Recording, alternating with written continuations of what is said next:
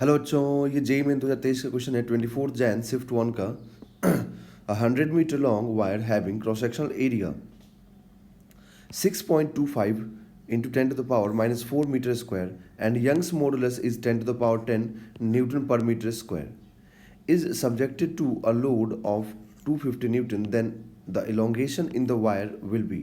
देखिए कोई वायर है जिसमें हम लोग इतना फोर्स लगा के तो उसको खींच रहे हैं या फिर उस पर इतना फोर्स अप्लाई कर दिए, ठीक है, जिसका लेंथ 100 मीटर है, क्रॉस सेक्शनल एरिया दिया हुआ है, यंग्स मॉडुलस दिया हुआ है।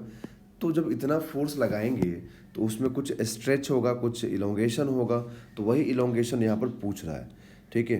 तो देखिए यहाँ पर यंग्स मॉडुलस का फॉर्मूला क्या होता है, longitudinal stress upon longitudinal strain, यही फॉर्मूला होता है, ओके।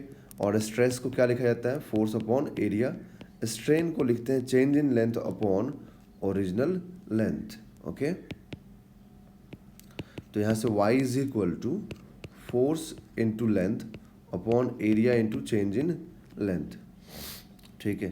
तो इधर से y into area into delta L is equal to force into length, then delta L is equal to force into length upon y into area, ठीक है।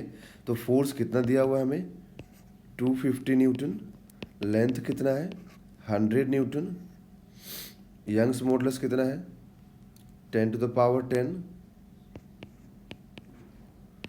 Into area कितना है 6.25 इंटू 10 to the power -4, ठीक है, 10 to the power -4। अब यहाँ से अगर हम लोग इसको देखें सॉल्व करके तो ये कैंसिल होगा कुछ पावर इसका, और यहाँ से भी ये 2030 कैंसिल होगा, तो ये 30 और ये 40 इससे कैंसिल होगा, तो 10 to the power 7 तो कैंसिल हो जाएगा। तो यहाँ पर ये 25, ठीक है, divided by 10 to the power 3 into 6.25। अब ये 6.25 और ये 25 4 से कैंसिल होगा, then 4 upon 10 to the power 3 आएगा। तो अब अगर इधर से हम लोग डेल्टा एल फाइंड करें तो डेल्टा एल हमें क्या मालूम होगा, delta L is equal to 4 into 10 to the power -3 metre, ठीक है। तो इतना आएगा यहाँ पर elongation 4 into 10 to the power -3 metre. That is option number 4 is a right answer.